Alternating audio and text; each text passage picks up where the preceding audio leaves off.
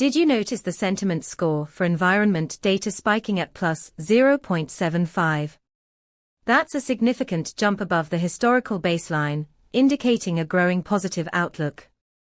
Coupled with a momentum of plus 0.34, this suggests a potential shift in public sentiment that's worth your attention. Our API returns detailed sentiment analysis, including semantic clusters that highlight key themes and discussions around environmental topics. With 18 distinct semantic clusters identified right now, you can pinpoint exactly what's driving this sentiment. Imagine using this data for a sustainability campaign. Targeting messaging based on the current positive momentum could amplify your impact.